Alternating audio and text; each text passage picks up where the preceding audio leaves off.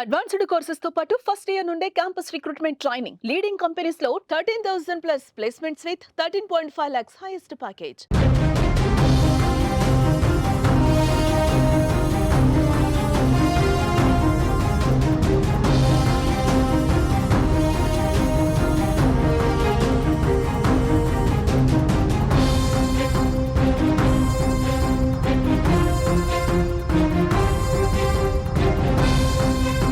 Breaking news చూస్తున్నాం.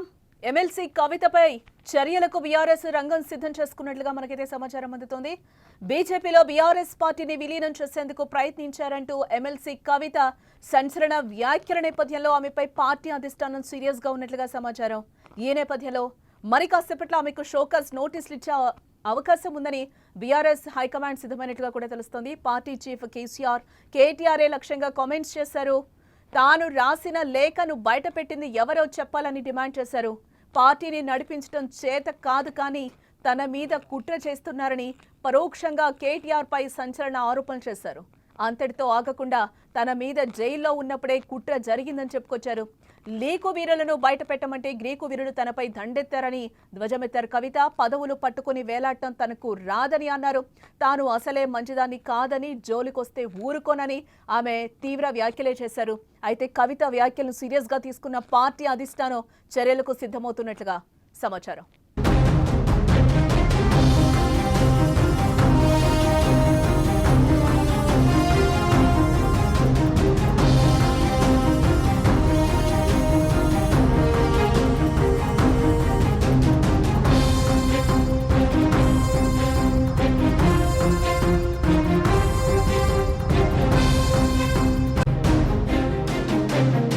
మరో breaking news చూస్తున్నాం. ఎమ్మెల్సీ కవితపై చర్యలకు బీఆర్ఎస్ రంగం సిద్ధం చేసుకున్నట్లుగా తెలుస్తుంది. బీజేపీలో బీఆర్ఎస్ పార్టీని విలీనం చేసేందుకు ప్రయత్నించారంటూ ఎమ్మెల్సీ కవిత సంచలన వ్యాఖ్యల నేపథ్యంలో ఆమె పార్టీ అధిష్టానం సీరియస్ గా ఉన్నట్లుగా అయితే సమాచారం అందుతుంది. ఈ నేపథ్యంలో మరి కాసేపట్లో ఆమెకి షోకాజ్ నోటీసులు ఇచ్చేందుకు బీఆర్ఎస్ హైకమాండ్ సిద్ధమైనట్లుగా తెలుస్తోంది. ఇక ఇదే అంశానికి సంబంధించి మరింత సమాచారాన్ని మా న్యూస్ ఎడిటర్ తిరుమల్ లైవ్ ద్వారా అందించే ప్రయత్నం చేస్తారు.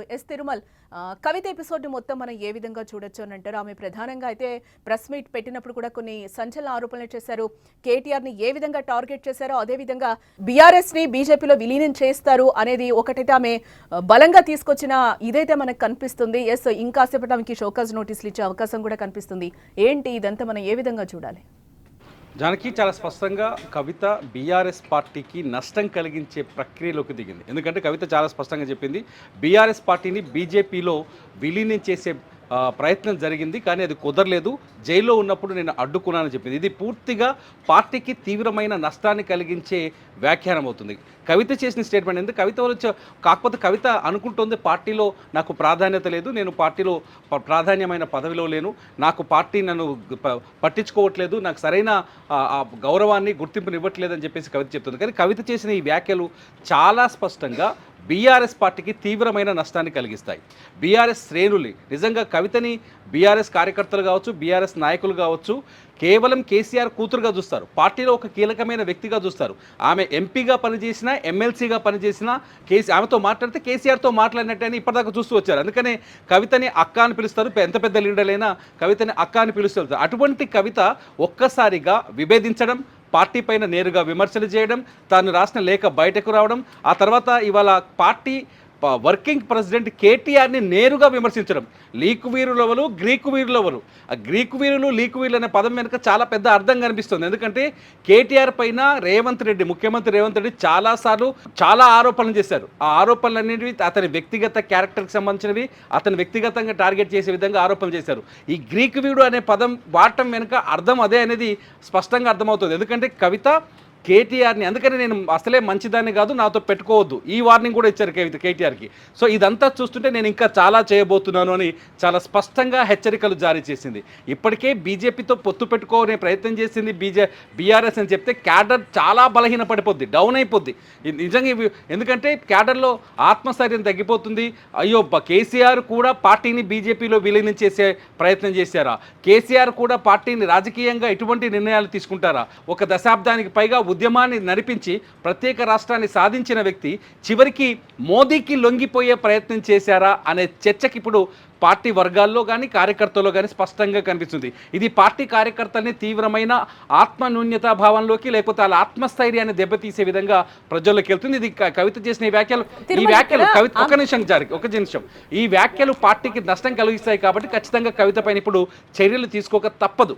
ఎందుకంటే ఖచ్చితంగా కవిత పైన చర్యలు తీసుకోవాలి, పార్టీకి నష్టం కలిగిస్తుంది. రెండో పాయింట్ వచ్చేసి కేటీఆర్ని నేరుగా విమర్శించడం. నేను కేటీఆర్ని వర్కింగ్ ప్రెసిడెంట్గా నేను భావించట్లేదు, ఆయన నేను అంగీకరించట్లేదు, నాకు నాయకుడు కేవలం కేసీఆర్ అని చెప్పడం. నిజానికి కేటీఆర్ని వర్కింగ్ ప్రెసిడెంట్గా చాలా పనులు చేస్తున్నారు, పార్టీకి సంబంధించిన కీలక నిర్ణయాలు తీసుకుంటున్నారు. పార్టీ రజతోత్సవ వేడుక వరకు మొన్న ఆయనే చేశారు. ప్రభుత్వం పైన ఎప్పటికప్పుడు రియాక్ట్ అవుతున్నారు, ప్రభుత్వాన్ని విమర్శిస్తున్నారు, ముఖ్యమంత్రి రేవంత్ రెడ్డిని టార్గెట్ చేస్తూ మాట్లాడుతున్నారు. ఇదంతా కేటీఆర్ పార్టీని భుజాన వేసుకొని ముందుకెళ్తున్నారు.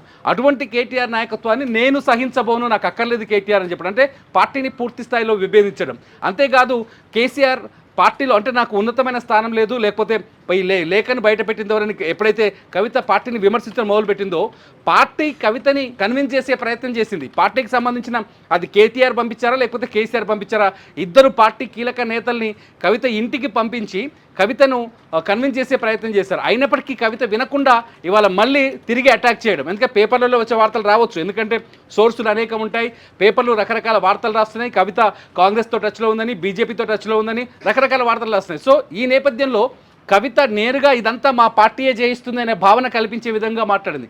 పార్టీ నా విషయంలో స్పందించట్లేదు, పెయిడ్ ఆర్టిస్టులను పెట్టి నన్ను నా పైన అటాక్ చేయిస్తున్నారు, పార్టీకి నాకు సానుభూతి చూపించట్లేదు, నా పైన పత్రికలు రాస్తున్న వార్తల్ని ఖండించకుండా పార్టీ నాయకులు నోరు మూసుకొని చూస్తున్నారు, ఇదంతా నన్ను కావాలని దెబ్బ కొడుతున్నారని పార్టీని కూడా చాలా అటాకింగ్ చేస్తూ వస్తున్నారు కవిత. ఇది కూడా పార్టీకి తీవ్రమైన నష్టం కలిగిస్తుంది. ఒక రకంగా చెప్పాలంటే కవితకి షోకాజ్ నోటీసులు ఇవ్వడానికి చాలా పార్టీ సిద్ధమవుతుందని చెప్పాలి. ఎందుకంటే ఈ కవిత చేస్తున్న ఆరోపణలపైన పార్టీ ఏదో రకంగా సమాధానపరచాలి, లేకపోతే సమాధానం చెప్పాలి, లేదంటే కవితని కన్విన్స్ చేయాలి, లేకపోతే కవిత ప్రెస్ మీడియాకి సమాచారం ఇవ్వకుండా లేకపోతే ఇటువంటి సిచ్యువేషన్ అంటే ఇప్పుడున్న గ్యాప్ని పెద్ద చేయకుండా కంట్రోల్ చేసే ప్రయత్నం చేయాలి. ఇవన్నీ చేస్తే లేదు బీఆర్ఎస్ పార్టీ చాలా స్పష్టంగా వేచి చూస్తుంది.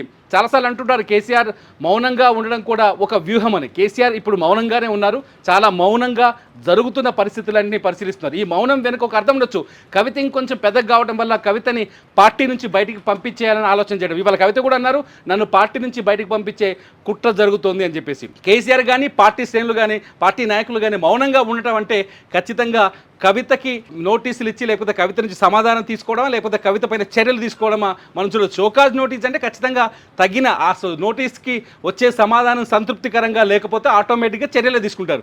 చర్యలు తీసుకుంటే కవిత పార్టీ నుంచి బయటికి రావచ్చు కూడా. ఇదంతా చూస్తుంటే ఒక పెద్ద పరిణామం బీఆర్ఎస్ పార్టీలో ఒక పెద్ద పరిణామం జరగబోతుంది అనేది మనకు అర్థమవుతుంది. ఖచ్చితంగా ఇటు బీజేపీ నేతలు కూడా కవిత వ్యాఖ్యల తర్వాత కొందరు రాజాసింగ్ లాంటి వ్యక్తి నేతలు స్పందించారు. రాజాసింగ్ అంటున్నారు ఇటు బీజేపీ పైన కూడా ఆరోపణలు చేస్తారు. బీజేపీలో కూడా కొంత తెలంగాణ బీజేపీలో కూడా అంతర్గత విభేదాలు కనిపిస్తున్నాయి. రాజాసింగ్ అంటారు మా పార్టీ నేతలతో బీజేపీకి బీఆర్ఎస్కి సంబంధాలు ఉన్నాయి, బీఆర్ఎస్ ఎక్కడ చెప్తే మా పార్టీ నేతలు అక్కడే పోటీ చేస్తారు, బీఆర్ఎస్ నేతలు చెప్పిన వ్యక్తులనే ఎన్నికల బరిలోకి దిస్తారని కవిత కూడా అదే విషయం చెప్తుంది. చాలా స్పష్టంగా ఒక 5 పాయింట్లను తెరపైకి తెస్తున్నారు. ఒకటి, బండి సంజయ్ నాయకత్వాన్ని ఎందుకు మార్చారు అనే విషయాన్ని కవిత అంతర్గతంగా టచ్ చేస్తున్నట్టు చూస్తుంది. ఎన్నికలకు ముందు బండి సంజయ్ నాయకత్వాన్ని బీజేపీ నాయకత్వాన్ని మార్చడం వెనుక ఖచ్చితంగా కేసీఆర్ మతలబు ఉంది బీజేపీ అధిష్టానంతో అనేది ఒకటి.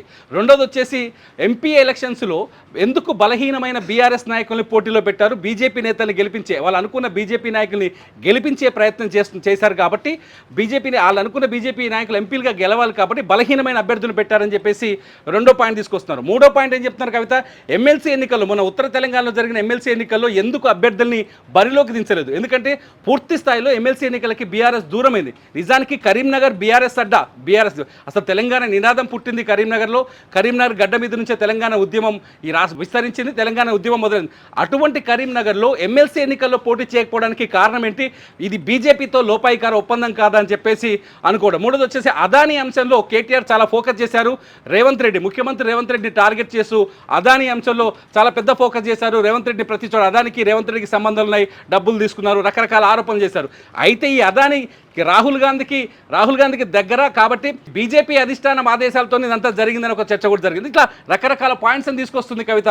ఇదంతా ఇప్పుడు చర్చకు వస్తుంది. గతంలో జరిగిన చర్చలకి ఇప్పుడు కవిత చేస్తున్న ఆరోపణలకి ఈక్వేషన్ అంటే అన్ని సమాంతరం కనిపించడం ఒకే విధంగా ఉండడం చూస్తే ఖచ్చితంగా బీఆర్ఎస్ నిజంగానే బీజేపీలో విలీనం చేయబోయే ప్రయత్నం జరిగిందని ఒక ఆసక్తికరమైన అంశం అయితే తెరకొస్తుంది. ఇవన్నీ కవిత చేసిన ప్రతి వ్యాఖ్య పార్టీకి వ్యతిరేకంగా ఉండడం, పార్టీకి నష్టం కలిగించే విధంగా ఉండడం, కార్యకర్తలు ఆత్మస్థైర్యాన్ని కోల్పోయే విధంగా చేయడం, ఇవన్నీ చూస్తుంటే ఖచ్చితంగా కవితకి బీఆర్ఎస్ నుంచి షోకాజ్ నోటీస్ వస్తాయని తెలుస్తుంది. ఇప్పటికే నోటీసులు ఇస్తారనే చర్చ కూడా నడుస్తోంది. కొంత లీకులు కూడా బయటకు వస్తున్నాయి. ఒకవేళ షోకాజ్ నోటీసులు వస్తే కవిత పైన కఠిన చర్యలు తీసుకునే అవకాశాలు అయితే కనిపిస్తున్నాయి. జానకి అంటే తిరుమల మరి షోకాజ్ నోటీసులకి ఒకవేళ ఇస్తే గనక బీఆర్ఎస్ పార్టీ మరి కవిత ఏమైనా స్పందించే అవకాశం కనిపిస్తుంది అనుకుంటారా? కవిత కూడా కోరుకుంటుంది అంతే, పార్టీ ఏదో రకంగా స్పందించాలని కోరుకుంటుంది కవిత. పార్టీ ఇంతవరకు స్పందించట్లేదు. ఒకటి, తన పైన వస్తున్న ఆరోపణలు కానీ తన పైన వస్తున్న వార్తలు కానీ పార్టీ అధికారికంగా ఖండించి ఉంటే పార్టీలో తను ఉండడానికి అవకాశం ఉన్నట్టు, పార్టీ తనను గౌరవిస్తున్నట్టు భావించడం. రెండోది వచ్చేసి తను పార్టీకి అధినేతను కలవడానికి దాదాపుగా 3 రోజులుగా ప్రయత్నం చేస్తుంది. 24వ తేదీ నుంచి ఇవాళ వరకు కంటిన్యూగా ప్రయత్నం చేస్తుంది. కానీ కేసీఆర్ ఫామ్ హౌస్లోకి ఆమెకు నో ఎంట్రీ అనే ఒక చర్చ జరుగుతుంది. సో పార్టీ అధిష్టానం తనతో మాట్లాడడానికి ఇష్టం లేదు కాబట్టి పార్టీ ఏదో రకంగా స్పందించాలి. మూడోది వచ్చేసి నేను చేస్తున్న ఆరోపణలకైనా పార్టీ నుంచి ఏదైనా ఒక విమర్శ రావాలి, లేకపోతే సమాధానమైనా రావాలి అనుకుంటుంది. అది కూడా రావట్లేదు, మౌనంగా ఉండటం. ఇదంతా చూస్తుంటే ఖచ్చితంగా కవిత షోకాజ్ నోటీసులు వచ్చిన తర్వాత తన పూర్తి స్థాయి ఎజెండాని బయట పెట్టే అవకాశం కనిపిస్తుంది. పార్టీ అధిష్టానం పైన బయటకు వచ్చి మీడియాతో కూడా మాట్లాడొచ్చు. చాలా స్పష్టంగా క్లిస్టర్ క్లియర్గా అందరికీ అర్థమయ్యేటట్టు మాట్లాడొచ్చు. ఖచ్చితంగా పార్టీని ఇంకా కొన్ని రకాలుగా ప్రశ్నించే అవకాశం ఉంది. ఖచ్చితంగా కవిత తన నిర్ణయాన్ని కూడా ప్రకటించే అవకాశం అయితే స్పష్టంగా కనిపిస్తుంది. జనకి అంటే కేటీఆర్ ప్రెసిడెంట్గా ఉంటే పార్టీకి ఆయన పనులు ఆయన చేసుకుంటారు, పార్టీలో నేను కూడా సమన్యాయం పోషిస్తున్నాను, అంటే పార్టీకి కూడా నేను సపోర్ట్ చేస్తున్నాను అని కూడా అన్నారు. నేను పార్టీలో ఉండి నేను పోరాడతాను, బయటకు వెళ్ళే ప్రసక్తి లేదు అనేది కూడా ఆమె చెప్పిన సందర్భం మనకు కనిపిస్తోంది. చాలా స్పష్టంగా చెప్తుంది, కేటీఆర్కి నాయకత్వం ఇవ్వకూడదు, కేటీఆర్ నాయకత్వంలో నేను పనిచేయను, నేను పార్టీలో నాయకురాలుగా ఎదగాలనుకుంటున్నాను, పార్టీలో నాకు కీలక బాధ్యతలు కావాలనుకుంటున్నాను, అందుకని ఇదంతా జరగదు. అసలు ఈ రచ్చ మొదలైంది అక్కడి నుంచి. కాబట్టి ఖచ్చితంగా పార్టీలో ఉంటే నేనే ఉండాలి, పార్టీ అధిష్టానంలో నేను ఉండకపోతే బయటికి వెళ్తా, అంతే. ఏదో ఒకటి ఆప్షన్లు రెండే, ఒకటి నాకు ప్రాధాన్యత ఇస్తారా, లేదంటే నన్ను నా దారి చూసుకోమంటారా. ఈ 2 ఆప్షన్స్ మాత్రమే ఇప్పుడు బీఆర్ఎస్ ముందున్నట్టుగా అర్థమవుతుంది. జానకి అంటే డైరెక్ట్గా ఆమె కేటీఆర్ని టార్గెట్ చేసినప్పుడు, కేసీఆర్కి కాళేశ్వరం నోటీసులు ఇచ్చినప్పుడు కానీ, తెలంగాణ తల్లి విగ్రహం మార్చినప్పుడు కూడా బీఆర్ఎస్ పార్టీ ఏం చేసింది, కేసీఆర్ చుట్టూ ఉన్న వాళ్ళందరూ ఏం చేశారు, అదాని టీషర్ట్స్ వేసుకొని తిరగడం తప్పితే అని చెప్పి కూడా ఆమె డైరెక్ట్ కేటీఆర్కి క్వశ్చన్స్ వేసిన పరిస్థితి కనిపిస్తుంది. సో ఇదంతా ఒక ఎపిసోడ్ నడుస్తున్న తరుణంలో ఖచ్చితంగా షోకాజ్ నోటీసులు ఇస్తే ఆమె యాక్సెప్ట్ చేయడానికి రెడీగా ఉన్నారు, పక్కకి వెళ్ళిపోవడానికి కూడా సిద్ధంగా ఉన్నారు అని అనుకోవచ్చు అంటారా? దాని అర్థం అదే జానకి, మొదటి నుంచి అదే కదా చెప్తుంది. చాలా స్పష్టంగా పార్టీ ఏ విధంగా స్పందిస్తుందని కవిత ఎదురు చూస్తుంది. పార్టీ పైన ఇంకొన్ని విమర్శలు చేసే అవకాశం ఉంది. ఏదేమైనా కవిత పార్టీతో అటో ఇటో తేల్చుకునే ప్రయత్నంలో ఉందనేది మాత్రం మాకు స్పష్టంగా అర్థమవుతుంది.